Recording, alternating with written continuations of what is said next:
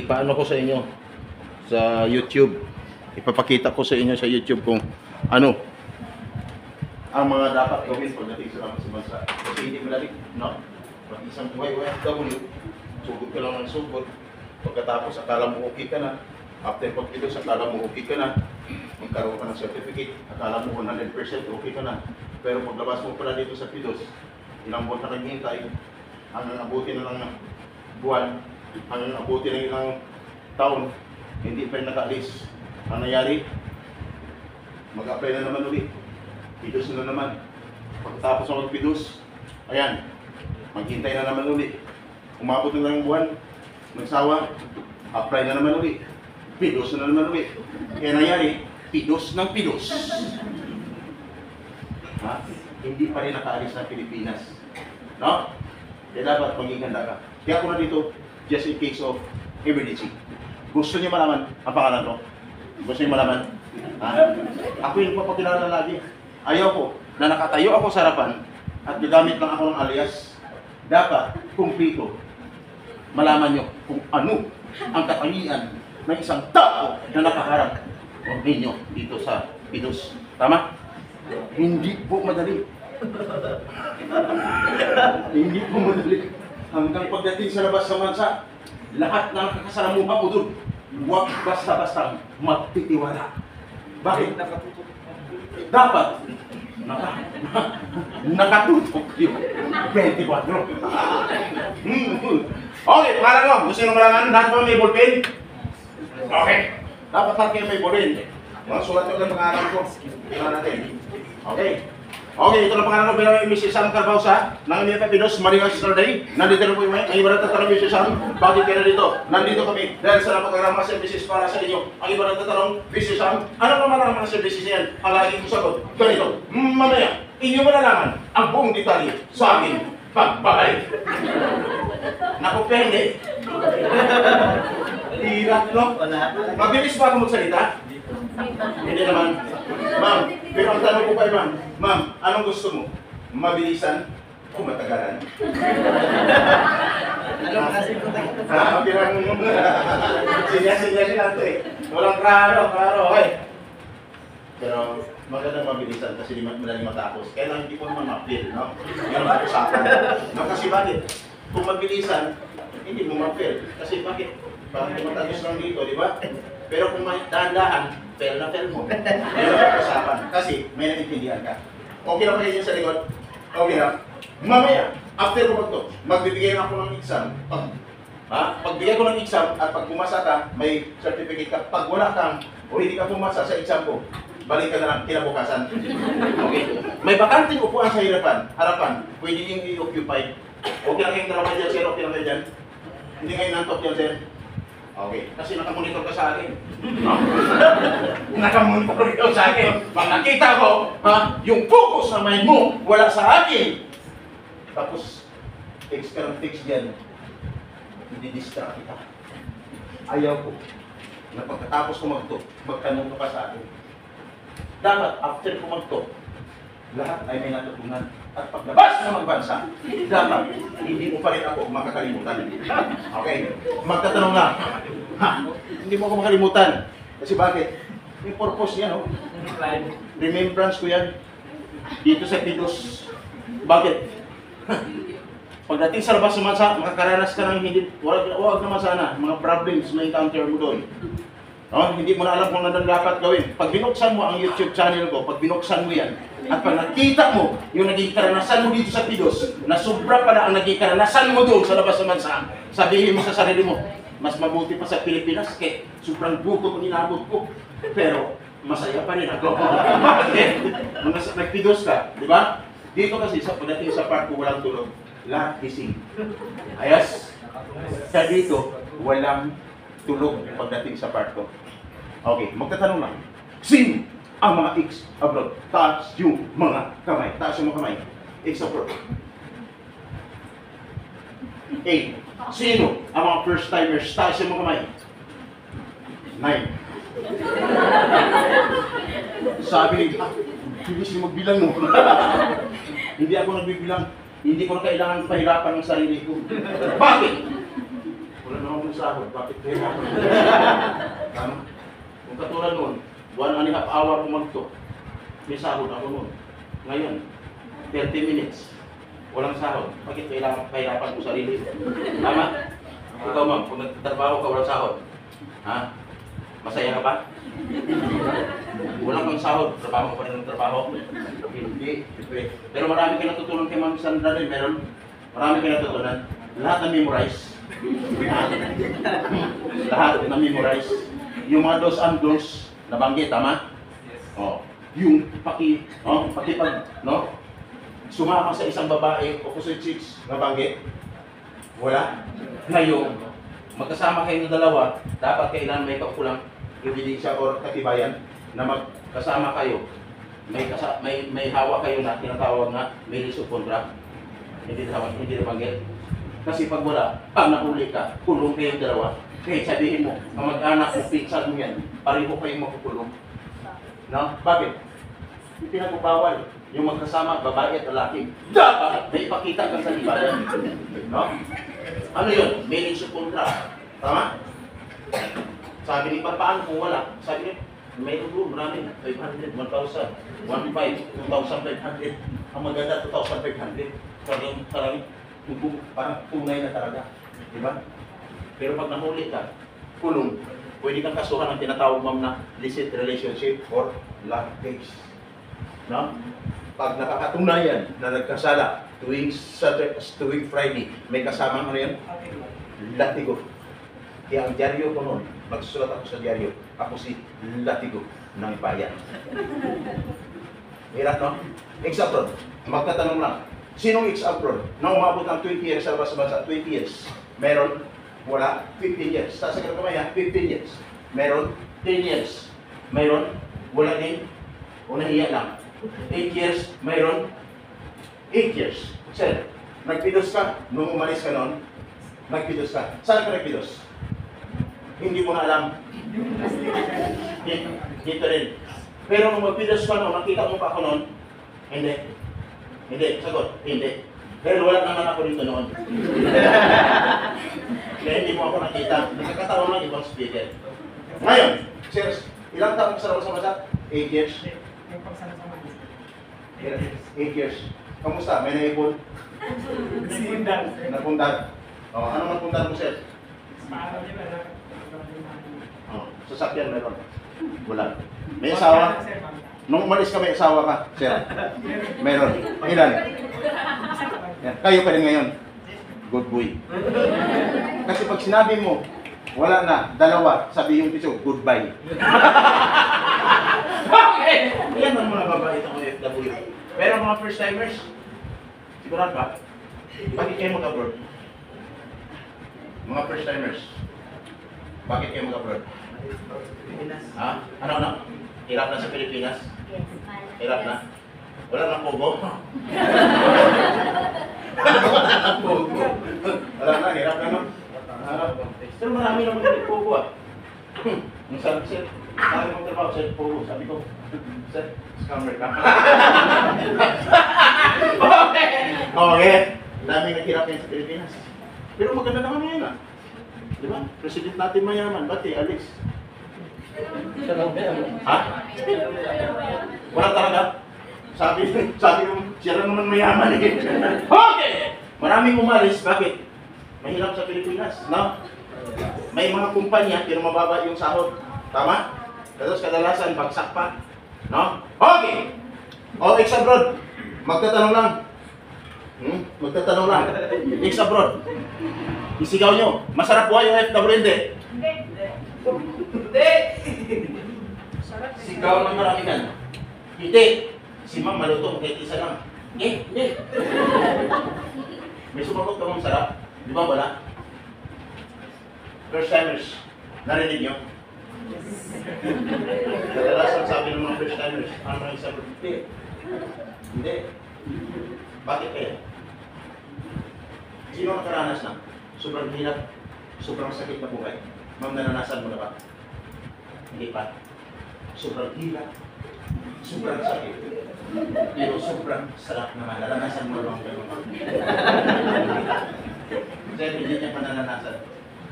Gusto mo maranasan. Doon mo na maranasan pag-alis mo. Kung malayo ka na sa pamilya mo, may mahabang kwento yan mga. Pero kung gusto mo, mamaya mag-fix ka na sa akin.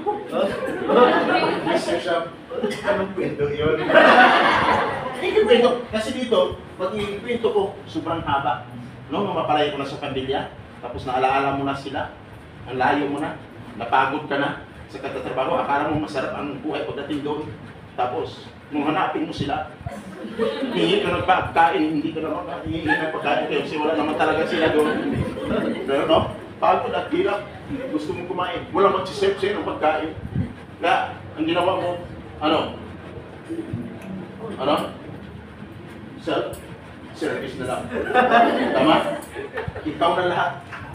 Pero kung maalala mo, ang pamilya mo kasi yung unang buwan ka pa lang doon, makapag-isip ka na tumawag, pagtawag mo sa pamilya mo, nakita mo sila sa cellphone, nag-video call kayo, masarap ang pakiramdam, tama? Ang problema, nakita kayo sa cellphone, video call eh. Ang problema, biglang nag-brown out, nung mag-brown out, nawala ng signal, nawala sila, nawala ka rin. Hirap, no? Pag gano'n, no? Layo. Tapos, kinabukasan, trabaho ka na naman ulit. Hanggang malapit na, umabot ng isang buwan, hanggang sa umabot ng isang buwan, sumahod ka na, nakapagpadala ka na sa pamilya, sabi mo sa sarili mo, babawi na lang ako sa inyo, mga mahal ko. Nung padala ka na, ang sarap ng pakiramdam. Tama? Yan ang ibig sabihin. Kung masarap ang pakiramdam, mas lalong masarap ang kanilang pakiramdam. Yung pinapadalahan mo. Bakit? Sa isip nila, may kasunod pa to. Trabaho ka na naman ulit. Hindi pa dumating ang isang buwan. No? Ayan na tulog ang cellphone. Tawag na tawag sa'yo. Puro na pangamusta. Kung kailan ang sahod mo. Pagdating ng isang buwan, nadilig pa ang sweldo. Ayun, problema na. Nakulitan ka na sa katatawag. Inupan mo ng cellphone. No? Kaya maraming ganun. Hanggang sa mag-away-away, kasamaan ng loob hanggang sa pag-uwi ng Pilipinas. Nagkalimandahan pa, kaso-kaso pa. Kaya si Mrs. pagdating ng Pilipinas, may kasama na. Iba. Huwag sana mangyari sa inyo. Okay? Hindi po madali ang pagiging buhay FW. Yung narinig ito sa laptop kanina, sa projector doon kanina. Mahaba yun. Mahaba. Pero pag tinanong kita, pag mag-exam ako, may sagot ka doon. May sagot kaya kayo doon. Mahaba kasi yun. Ang naalala mo lang yung yung benefits. Na? Benefits. Na pag hindi ka napuruhan, 7,500. Pag napuruhan, 15,500. No? Pag natural, 10,000. Saan gusto mo? Sa malaki? Pumaliit. Gusto mo, sir? 50,500 US dollars. Wala ka. Mayroon pa dito, isisis yung talaga, insurance. Pag natapat ka sa holiday, mas malaki ang makukuha mo. Bakit? Double pay. Okay. FWD, hindi PWD. Ang ganda ng insurance yun, FWD, hindi PWD. Pero mas maganda, kadalasan ng iba, uwi ka ng Pilipinas sa tagumpay. Tama? Pag uwi namin ng Pilipinas, kasama namin ang pamilya, wala kami problema na kinakaharap. No? Kaya hindi maiwasan, maraming OFW sa pagdating sa labas ng masa, talagang nagkakaproblema. First timers, takes abroad. Ready na po ba kayo? Ready na? Okay. Mamaya man pati yung sinabi ko na ipaliwanag ko ng mahaba. Pwede nyo. Magbibigay din naman ako ng number sa inyo lahat. Mabait ako, magbibigay ko ng number. Pero, tatanungin ko lang kayo, kamusta naman ang inyong excitement? After ng SSS, after ni Ma'am Sandra Len, okay na kayo. Sa nakita niyo lahat, nang ipinaliwanag sa inyo, 100% na ang excitement ninyo. Tama? Pagdating sa part ko, marami akong sasabihin na hindi pa alam, hindi niyo pa alam, hindi sinabi ng mga naunang speaker, at pag nalaman mo, makapag-isip ka, siguro, mag-back out na lang ako. Huwag mong gawin yan. Pinag-videos ka na tapos back out ka. Pwede kang kasuhan. No? Mr. Sam, bakit ano mayroon? Ang pag-usapan natin, batas na dapat mong malaman ngayon na hindi mo nalaman sa iba, sa akin mo na malalaman ngayon. Mr. Sam, ano yan? Na ayon sa batas, ang isang OFW, bago mag-videos, dapat siya nakapag-sign na ng kontrata. Sabi ng iba, ha? Sign ng kontrata. Bakit kami wala pa?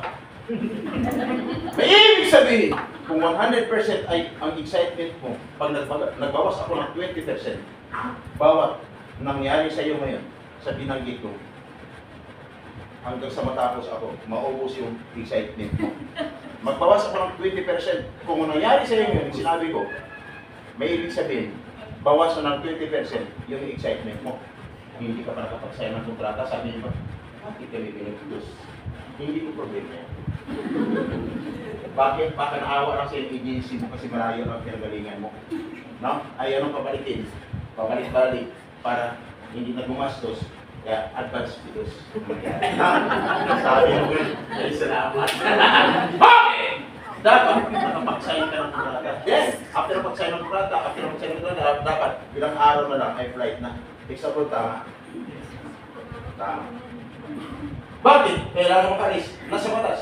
Mula mag-apply ka kagisahan, 60 to 90 days prior, dapat wala ka na sa Pilipinas. Anong 60 to 90 days? 2 buwan hanggang 3 buwan. Mula nag-apply ka kagisahan, wala ka na dapat sa Pilipinas at wala ka na dapat ngayon dyan sa iyo. Upuan. Sabi ni ba, patay tayo. Kung nangyari sa iyo, another 20% ang mababawas sa excitement mo. Ang natira is 60%. At dapat, kailangan ka makalis. Kasi, hindi ka nakapag-sign ng kontrata, hindi ka lang nakapag-bills. Ang iba dyan, nakapag-bayad ng placement fee. Tama? Pag nagbayad ka ng placement fee, ang salary 20,000, magkano dapat ang magiging placement fee mo? Tanong, magkano dapat ang magiging placement fee? Dapat equivalent to 1 month salary. Sabi ng iba, bakit sa amin sobrang laki? May ibig sabihin, another 20% ang mababawas doon sa 60%. Ang natira is 40%. At dapat mayroong kaukulang resibo. Sabi ng iba dyan, timid na, resibo? May ibig sabihin, another 20% na naman ulit ang nabawas sa iyo. Ang natira is 20%. At dapat, pag nagbayad ka ng placement fee, sige nga, sa lugar, sa Jollibee, sa Chowking, sa McDo, Max, Moon, Hotel, Restaurant, o nasa bahay. Sabi ng iba, kami sa bahay. Wala sa nabanggit kung lugar, dapat sa loob ng agency. Sabi ng iba, agency. Dapat sa loob ng agency. Bakit mo siya sabi? Kung another excite, 20% ang hindi mabawas kung wala nang natin. At dapat pagdating sa labas ng bansa, yung inakasam mo na pinirmahan mo sa kontrata, lahat ay mas susunod. Tama? Kung anong posisyon mo, that is your position. Kung anong salary mo, that is your salary. Tama? Sabi niya, paano kaya ito? Ubus na nga yung excitement ko ngayon, pagdating doon nagbago pa. Bakit ko binagit? Pag nangyari sa'yo, that is a violation of the Republic Act 8042 of Anti-Illegal Recruitment for 10022 as amended of Anti-Human Trafficking. Kung ang criminal nakapatay na kulong na kapagkaya sa batas na yan, guys, no way. Kaya dapat, mangyayari sa inyo, dito para kayo sa Pilipinas, malaman ng inyong agency. Bakit? Pag hindi malaman ng inyong agency, na nangyari sa inyo sa labas at nahuli yung suspect, pwede kung maaari madamay ang agency. Bakit? Accessories of the crime. Accessories of the crime. Scene of the crime. Okay natin. Support. Okay! Malinaw? May natutunan? Anong batas yun? RA 80. Pag uwi mo mamaya, paglabas mo, lagi mo isipin, R-A-T-T-O. Ingat ka, baka nandala ka pa, bigla ka na masabi dyan, mabangga, no? Delikado yun. Suko yun. Suko! Okay! May natutunan, pagdating sa labas ng bansa, i-inform ang inyong agency. Lahat ng pangyayari na na-encounter mo dito para sa Pilipinas hanggang pagdating sa labas ng bansa, i-inform.